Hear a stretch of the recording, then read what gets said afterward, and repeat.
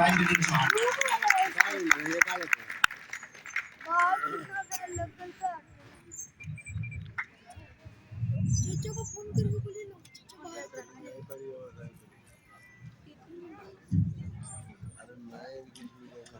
राजस्थान की हल्दी घाटी की ओर से स्वातंत्र समर, बिरसा मुंडा और क्रिकेट के नेशनल हीरो MS धोनी की माटी को अपने प्रणाम निवेदित करता हूं।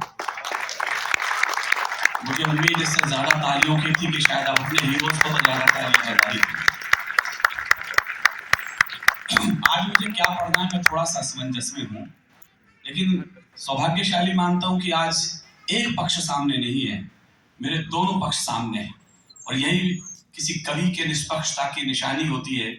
एक कोई पक्ष बैठा हो तो बड़ा आसान हो जाता है मुझे किस धारा में बहना है। मेरे सामने संजय सेठ जी बैठे, राष्ट्रवादिता का मुखर स्वर बैठा है। मैं उन्हें राज्यसभा मेंबर नहीं मानता, मैं उन्हें हिंदी उपन्यासों की बड़ी लेखिका के रूप में जानता हूं, जिन्हें 2007 का दुनिया का सबसे बड़ा यूके कथा सम्मान मिला है। वो महुआ जी यहाँ बैठी हैं, उन्हें मैं स्टाफ की मेंबर के नाते प्रणाम कर रहा हूं। जब समय साहित्य और कविता दिनकर जी की तरह राज्यसभाओं में पहुंचती हैं तो राजनीति शायद ठीक दिशा लेगी। मुझे अच्छा लगता है आप वहां बैठी। मैं कहां कुछ कहूं मुझे पता नहीं है, मैं एक विषय जानना चाहता हूं। आप कह देंगे, अनुमति दे देंगे तो मैं उस पर 4 लाइन जरूर पढ़ना चाहूंगा, वरना मैं अपना दिशा मोड़ दूंगा। और 2 लोग बैठे हैं, इसलिए मेरा हिम्मत को दाद देना, मैं कहां खड़ा हूं, किसके सामने खड़ा हूं और क्या बोलने की इजाजत मांग रहा हूं। 1 महीने से जंतर मंतर पर 3, 4, 5, 6 इंटरनेशनल मेडल लेने वाली बेटियां सड़कों पर पड़ी हैं। दिल्ली को चिंता नहीं है।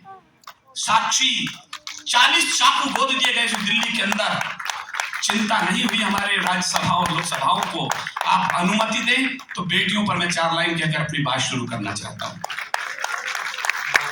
मैं फिर कह रहा हूं, मेरा पहला वाक्य सुन लीजिए, मुझे इस बाइक पर कितनी देर खड़ा होना ये तय कर देगा। कुलाधिपति महोदय, राजस्थान यूनिवर्सिटी का 1 गोल्ड मेडल मेरे हिस्से में आता है। मुझे 100 में से 100 अंक लेने की आदत है। या तो 100% हूटिंग होगी इस ऑडिटोरियम में, या 100% तालियां बजेगी। मैं शुरू कर रहा हूं। न्याय ही कर तोड़ देकर न्याय के विश्वास को, मैं इन बेटियों के समर्थन में कह रहा हूं, एक भी हाथ नीचे ना हो। लोकसभा और राज्यसभा दोनों प्रतिनिधि यहां बैठे हैं, इन्हें दिल्ली जाकर बोलना पड़े कि ये दिन न आ जाए जो विनीत चौहान बोल करके गया था। मैं बोल रहा हूं, न्याय ही कर तोड़ देकर न्याय के विश्वास को। मुझे आपकी हथेली में तालियां नहीं चिंगारियां चाहिए। न्याय ही कर तोड़ दे कर न्याय के विश्वास को, कौन फिर रोके यहाँ इन भेड़ियों की प्यास को। फिर एक ही चारा बचेगा बेटियों के पास, तो गोलियों से भून देवे खुद यहाँ अय्याश को। गोलियों से भून देवे फिर यहाँ अय्याश को, गोलियों से भून देवे फिर यहाँ अय्याश को। मैं इस मिट्टी के प्रणाम में निवेदन करता हूँ। शबीना ने बहुत अच्छे श्रृंगार के गीत पढ़े। मैं तो राजस्थान की मिट्टी में जन्म लिया है, मैंने तो लोरियां भी तलवारों की खनखनाहटों में गाई है। मेरा तेवर कुछ अलग हो गया है। 4 लाइन मेरे परिचय की सुन लीजिएगा। अगर पौरुष महकती शाम के अधीन हो जाए, यूनिवर्सिटी के कैंपस में कुलपति सामने बैठे, मेरी भाषा क्या होनी चाहिए, मैं कोशिश कर रहा हूं कि मेरी कॉपी चेक की जाए। वरना वीर रस के नाम पर जो नारे लेकर इस समय मंचों पर हैं, मैं बहुत संकोच के साथ अपनी प्रस्तुति दे रहा हूं। अगर पौरुष महकती शाम के अधीन हो जाए, मैं क्यों नहीं श्रृंगार लिख पाया, बस कारण समझ लें, मैं शुरू हो जाऊंगा। अगर पौरुष महकती शाम के अधीन हो जाए, तुम ही बोलो किरण में बाजुओं को कौन तोलेगा। अगर हम भी जुल्फ चुंबन की भाषा बोलने लग जाएं, कहो फिर आग की भाषा को आखिर कौन बोलेगा। कहो फिर आग की भाषा को कौन बोलेगा। कहो फिर आग की भाषा को आखिर कौन बोलेगा। ये धरती रण में दुश्मन का कोई एहसान नहीं रखती। मेरी आज तबीयत खराब है, लेकिन तालियां ठीक रही तो शायद मैं ठीक हो जाऊं। ये धरती रण में दुश्मन का कोई एहसान नहीं रखती। जुगनू की जोड़ी झुक जाए ऐसे दिनवान नहीं लगती। और सीमा पर दुश्मन की जाकर, कितने लोग मेरे साथ हैं मुझे बताइएगा, सीमा पर दुश्मन की जाकर जो माँ का दूध रजा आए, भारत माँ ऐसी कोई भी कायर संतान नहीं। भारत माँ ऐसी कोई भी कायर संतान नहीं रखती। हम प्राण हथेली पर लेकर दिल में एहसास लिए बैठे। हिंदी के बहुत प्यारे कवि मुंडा यहाँ बैठे। आपकी जंगल वाली कविता ने मुझे अंदर तक भिगो दिया, जो आपने पीड़ा जंगल की सुनाई है। ये लाइन मैं तुम्हें सौंप रहा हूं कि हम प्राण हथेली पर लेकर दिल में एहसास लिए बैठे। चारों लोगों ने जो पहले कविताएं पढ़ी है, सच मानिए कविताएं तो हो चुकी है, हम तो परफॉर्मर हैं। कभी तो 5 लोग पहले कविता पढ़ चुके हैं, ये मैं घोषित कर रहा हूं यहां से। हम प्राण हथेली पर लेकर दिल में एहसास लिए बैठे, दुश्मन के स्वागत की खातिर कुछ तोहफे खास लिए बैठे। बढ़ चले मृत्यु के परवाने, मेरी ढाल रखना इस लाइन में, बढ़ चले मृत्यु के परवाने, जीने की है परवाह किसे, जीवन जीने की खातिर हम मृत्यु की प्यास लिए बैठे। जीवन जीने की खातिर हम मृत्यु की प्यास लिए बैठे, जीवन जीने की खातिर हम मृत्यु की प्यास लिए बैठे। मैं रोमांचित हूं, इस पूरी भीड़ में मुझे एक सिख पगड़ी दिखाई दे गई है। लाल पगड़ी में एक सिख बैठा है, तो मेरा हौसला बुलंद है कि 1.25 लाख से एक लड़ाऊ का एक बेटा तो गुरु गोविंद सिंह की भीड़ में बैठा है। मैं एक भी पगड़ी देख लूं तो उसे गुरुद्वारा मान करके प्रणाम कर लेता हूं। माफ कीजिएगा, मैं वो नहीं बोलने वाला हूं जिसकी आप उम्मीद कर रहे होंगे। 100 सालों में हमने चुटकुलों की कौम बना के छोड़ दिया सिखों को। मेरा वाक्य ध्यान से सुने, अच्छा लगे तो उसे दूसरों को बताइएगा। 123 ऑथेंटिक फांसी हुई आजादी के संग्राम में, आपकी तालियां से पूजनीय बना दें। 93 बेटे सिख मां की कोख ने दिए थे उसके लिए, एक छोटी कौम नहीं थी सर। मैंने सुना नहीं है किसी मां के 4 बेटे हुए हों और इस तरह बलिदान हुए हों जैसे गुरु गोविंद सिंह के 4 बेटे। 2 बेटे सरहिंद की दीवार में जिंदा चिनवा दिए गए, 2 बेटे चमकौर के दुर्ग में शहादत पा गए, लेकिन गुरु की आंखों में आंसू न छलके। मैं गया पिछले दिनों जब सरहिंद की दीवार देखने के लिए, मैं देखकर रोमांचित था कि वही दीवार है जिसमें 2 जिंदा रतन दफन किए गए होंगे कभी, फतेह सिंह और जोरावर सिंह। फतेह सिंह 7 साल के और 9 साल के जोरावर सिंह, आप गिनीज बुक उठा करके देख लीजिएगा, दुनिया में सबसे कम उम्र का यदि कोई शहीद हुए हैं तो वो बाबा फतेह सिंह हुए हैं, जिन्होंने 7 साल की उम्र में शहादत दे दी। अभी तक ये रिकॉर्ड टूटा नहीं। फतेह सिंह की गर्दन तक ईंट आ गई तो बड़े भैया की आंखों में आंसू आने शुरू हुए, जोरावर सिंह रोने लग गए। फतेह सिंह ने कहा, भैया जब बलिदान का वक्त आ गए तो डर गए? कहने नहीं, डरा नहीं हूं। कहने फिर रो क्यों रहे हो? उसने कहा, रोने का भी कारण समझेगा तो खुद तड़प उठेगा। जोरावर सिंह ने जो जवाब दिया, मेरे रोंगटे खड़े। जोरावर सिंह ने कहा, फतेह सिंह तू उम्र में मुझसे छोटा है, इस दुनिया में मुझसे पहले नहीं आया, पहले मैं आया था। अफसोस इस बात का है, आया मैं था और जा तू रहा। फतेह सिंह शोर से बोला, जोरावर जोर से बोला।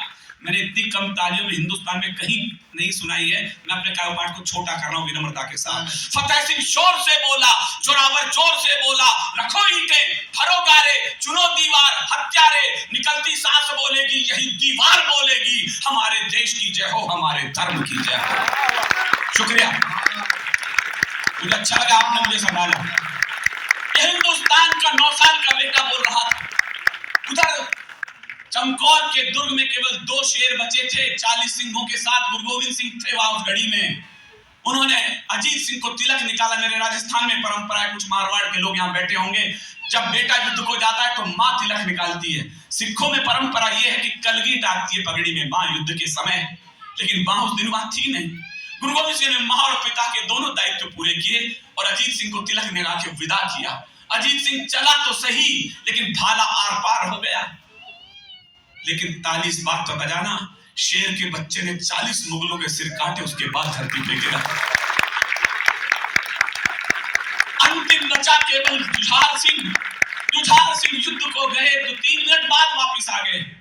गुरु गोविंद सिंह समझ गए थे कि इसने भाला पार होते हुए देख लिया है भाई के। धीरे से पूछा, वापस कैसे आ गए? उसने कहा, पिताश्री प्यास लगी है, पानी पिला दो। गुरु गोविंद सिंह ने आंखों में लाल डोरे भरे और चिल्लाते हुए बोले, शर्म नहीं आती रण क्षेत्र में खड़े हो, शत्रु के लहू से प्यास क्यों नहीं बुझा लेते? चारों बेटे बलिदान हो गए तो गुरु मां तक सूचना पड़ी। गुरु मां रोने लग गई, अपना आंचल फैला दिया गुरु गोविंद सिंह के सामने, कहने लगी, मेरे बेटे लौटा। उसने कहा, कहां से लौटाऊं, चारों शहीद तो हो गए। याद रखना, 16 लड़ाइयां लड़ी हैं सिंहों ने, हमारे पंजाब के बेटों ने। एक भी लड़ाई सत्ता के लिए नहीं लड़ी है, देश के लिए लड़ी है। इन्होंने जितनी लड़ाई लड़ी, एक भी लड़ाई सत्ता को नहीं लड़ी है। गुरु मां ने कहा, गुरु गोविंद सिंह ने बलिदान हो गए, कहां से लाऊं? उसने कहा, फिर मुझे मरने की अनुमति दो, मेरी कोख खाली हो गई। गुरु गोविंद सिंह ने कहा, गुरुओं की परंपरा में आत्महत्या का प्रावधान नहीं है। कि फिर मैं जीऊं तो जीऊं किसके लिए। रांची के लोगों, या तो ताली बजाना मत या इस पांडा को गुजा देना, जो वाक्य गुरु गोविंद सिंह ने कहा। मुझे अच्छी सूचना मिली है कि चंडीगढ़ एयरपोर्ट का नाम बदलकर भगत सिंह एयरपोर्ट किया जा चुका है। ये शुभ सूचना है इस देश के लिए, बधाई दीजिए हमारे केंद्र सरकार। लेकिन मेरा अभियान उस दिन तक जारी रहेगा, मैं इस कविता को उस दिन तक पढ़ूंगा संजय जी, जिस दिन ये 2 लाइनें अमृतसर के एयरपोर्ट पर न लिख दी जाएंगी जिसे विनीत चौहान अब बोल रहा है। जब गुरु माँ ने कहा मेरे 4 बेटे लौटाओ, तो गुरु गोविंद सिंह ने केवल एक वाक्य बोला और गुरु माँ को निरुत्तर कर दिया। रांची के लोगों, मैं कलेजा निकाल रहा हूं, आप समर्थन करना मेरा अभियान दिल्ली पहुंचे, अमृतसर के एयरपोर्ट पर लाइन लिखी जाए। गुरु गोविंद सिंह ने कहा देश धर्म के वास्ते वार दिए सुत 4, अरे 4 मरे तो क्या हुआ, ये जीवित कई हजार। 4 मरे तो क्या हुआ, ये जीवित कई हजार। 4 मरे तो क्या हुआ, ये जीवित कई हजार। तब विनीत चौहान ने लिखा ये कौम शीश देकर जन्मी, मैं मंच का भी ध्यान चाहता हूं, एक नई कविता बोल रहा हूं मैं। ये कौम शीश देकर जन्मी, ये कौम शीश की दानी है। पगड़ी को ये न लगे मैं अकेला था हॉल के अंदर तो ताली मेरे हिस्से में कम आई थी, आपका घनत्व ज्यादा पड़े। मैंने 30 साल एक कॉलेज के अंदर केमिस्ट्री पढ़ाई है सर, मैं रसायन विज्ञान का लेक्चरर रहा हूं, मुझे कोई फर्क नहीं पड़ता ताली कितनी थी या कम थी या ज्यादा थी, बस उनकी आवाज तेज रखना, डेंसिटी तेज रखना। मैं उम्मीद करता हूं ये कौम शीश देकर जन्मी, ये कौम शीश की दानी है, ये अमृत चक्कर बड़ी हुई, ये कौम बड़ी अभिमानी है। जब जब हम पर संकट आए इस पगड़ी ने बलिदान दिया। सच हो तो ताली बजाए वरना चुप रहना। ये कौम शीश देकर जन्मी, ये कौम शीश की दानी है, ये अमृत चक्कर बड़ी हुई, ये कौम बड़ी अभिमानी है। जब जब हम पर संकट आए इस पगड़ी ने बलिदान दिया, गुरुओं ने मस्तक चढ़ा दिए, अपने प्राणों का दान दिया। कुछ को आरे से चिरवाया, कुछ थे रुई से जलवाए, कुछ सूली ऊपर टांग दिए, कुछ दीवारों में चिन्हवाए। वो गर्म तवे पर चढ़े मगर, मुझे साथ दे, वो गर्म तवे पर चढ़े मगर इस सत्य पथ से डिगे नहीं, पुरजा पुरजा कट गए मगर मुगलों के आगे झुके नहीं। पुरजा पुरजा कट गए मगर मुगलों के आगे झुके नहीं, पुरजा पुरजा कट गए मगर मुगलों के आगे झुके नहीं। ऐसे पागल दीवानों से, ऐसे पागल दीवानों से धरती की आन सौगुनी है, ऐसे पागल मस्तानों से भारत की आन चौगुनी है। ऐसे पागल मस्तानों से भारत की आन चौगुनी है। मेरे परिचय में बताया जाता है कि विनीत चौहान वो कवि है जिसने 30 साल पहले श्रद्धेय अटल बिहारी वाजपेयी जी के साथ लाल किले से कविताएं पढ़ दी थी। विनीत चौहान वो कवि है जिसने नरेंद्र मोदी जी के सामने 8-9 बार काव्य पाठ किया है।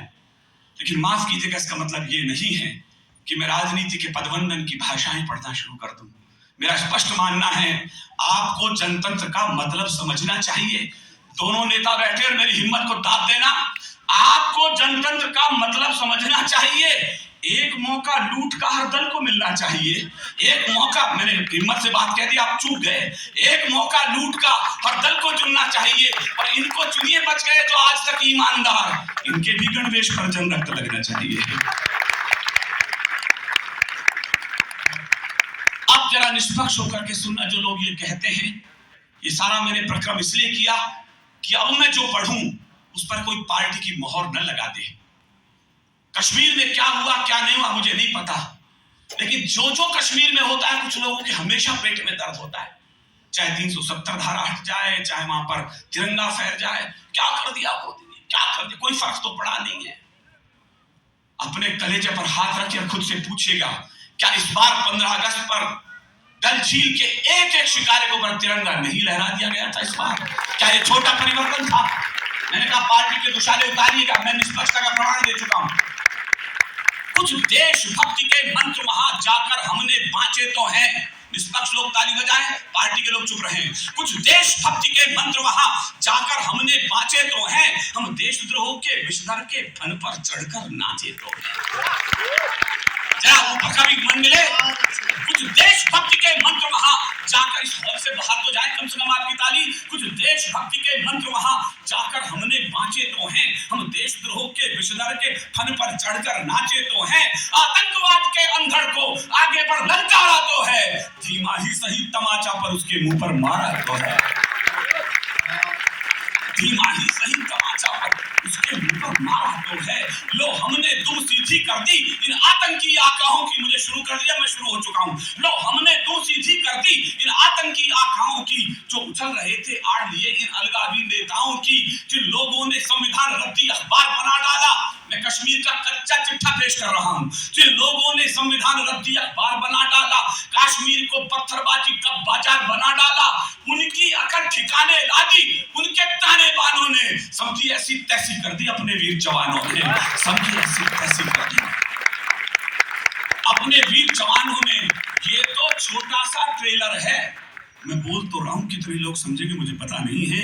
ये तो छोटा सा ट्रेलर है, अब आगे को तैयार रहो। सहूर तुम्हारी जन्नत में कर लेगी सब सत्कार करो, सहूर तुम्हारी जन्नत में। वहां एक बैठी है पूर्व मुख्यमंत्री महबूबा जी, उन्होंने कहा कि यदि ऐसा वैसा हो गया तो कश्मीर में तिरंगा उठाने वाला नहीं बचेगा। माफ कीजिएगा सर, यदि मैं उस दिन प्रधानमंत्री होता तो उन्हें इसी आरोप में आजम कारावास जेल की सलाखों के पीछे डाल चुका होता। आप तिरंगे के विरोध में बयान दे रही है और इस देश में मुख्यमंत्री थी आप, संविधान की शपथ खाकर। मैं बिरसा मुंडा की जमीन पर खड़ा हूं, राणा का बेटा कविता पढ़ रहा है और जिम्मेदारी आपकी भी बनती है। क्या कहा तिरंगा घाटी में अब और नहीं लहराएगा। वो सो रही हो अपने कमरे, एसी कमरे में, यदि तो आपकी तालियां के तकिए पर थप्पड़ की तरह महसूस उम्मीद करूंगा। क्या कहा तिरंगा घाटी में अब और नहीं लहराएगा। क्या कहा कि जनगण मन घाटी में नहीं कोई दोहराएगा। मुझे एक एक हाथ खड़ा चाहिए इस बार। क्या कहा तिरंगा घाटी में अब और नहीं लहराएगा। क्या कहा कि जनगण मन घाटी में नहीं कोई दोहराएगा। जब तक एक भी बेटा जिंदा, जब तक एक भी बेटा जिंदा अपने हिंदुस्तान का, हमारा तिरंगा कश्मीर में सदियों तक लहराएगा। हमारा तिरंगा कश्मीर में सदियों तक लहराएगा। हमारा तिरंगा कश्मीर में सदियों तक लहराएगा।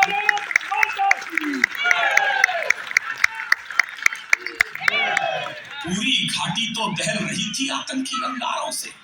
कह लगे 370 धारा पर ये होगा। मुझे नहीं पता आप में से कितने लोगों ने कश्मीर फाइल देखी। हो सकता है कुछ लोगों ने उसका राजनीतिक लाभ उठाया हो, लेकिन मैं उसके एक सीन के कारण 3 रात तक जागा नहीं हूं, रोया हूं मैं उसका एक सीन देख करके। इस मुल्क के अंदर बेटियों के साथ अत्याचार होना कोई नई बात नहीं बची है, शर्म का विषय हो चुका है। लेकिन क्या कभी आपने सुना है कि किसी बेटी को दुष्कर्म के बाद जिंदा आरे से चीर दिया गया हो। और ये बात 20 साल छिपाई गई हमसे। दिल्ली के माननीय मुख्यमंत्री जी विधानसभा में बयान दे रहे, माफ कीजिएगा, छोटी मोटी जगह नहीं बोले वो। वहां तो लोकतंत्र की तरह से पूछा जाता उन आतंकवादियों से, सीधी 370 क्यों खत्म कर दी। आदरणीय, संविधान की धाराएं कल अखबार वाले छापे थे, मुझे इस नाम के साथ याद करें। हमारे आतंकवादियों ने हमारी बहनों की बेटियों की कनपट्टी पर गोली मारते समय संविधान की धाराएं नहीं रखी थी। और तालियों से मेरा समर्थन कीजिएगा, संविधान की धाराएं खरगोशों के लिए होनी चाहिए, भेड़ियों के लिए किसी संविधान की धारा की जरूरत नहीं है। पूरी घाटी तो दहल रही थी आतंकी अंतिम लाइन पढ़ना, मुझे विदा कीजिएगा। पूरी घाटी तो दहल रही थी आतंकी अंगारों से, कश्मीर में आग लगी थी पाकिस्तानी नारों से। चांद सितारे वाले झंडे घाटी में लहराते थे। वो कहते जनमत संग्रह करते। मैं 3 महीने से 6 महीने से 1 साल से जनमत संग्रह कर रहा हूं। क्या 370 हटना ठीक था या गलत था, ये तालियां मुझे बता देंगे और मैं अपना स्थान वापस लूंगा। पूरी घाटी तो दहल रही थी आतंकी अंगारों से, कश्मीर में आग लगी थी पाकिस्तानी नारों से। चांद सितारे वाले झंडे घाटी में लहराते थे और हमारे शीश शर्म से रोज रोज झुक जाते थे। इन सारी घटनाओं का बस निपटारा मजबूरी था और 370 धारा हटना बहुत जरूरी था। और 370 धारा हटना बहुत जरूरी था और 370 धारा हटना बहुत जरूरी था। विश्वास रखो, विश्वास। मैं एक ही उम्मीद लेकर यहां से उड़ रहा हूं। कल सुबह जब मैं रांची एयरपोर्ट से दिल्ली पहुंचूं, आपकी तालियां मेरे नींद में खलल डाल दे विमान में, मैं उम्मीद करूंगा। विश्वास रखो, इस बार सभी ये नीर क्षीर हो जाएगा। ये सपना आपका भी हो तो मेरे सपने में शामिल कीजिए तालियों के साथ। विश्वास रखो, इस बार सभी ये नीर क्षीर हो जाएगा। सिंधु तट के सब आर पार ये कश्मीर हो जाएगा।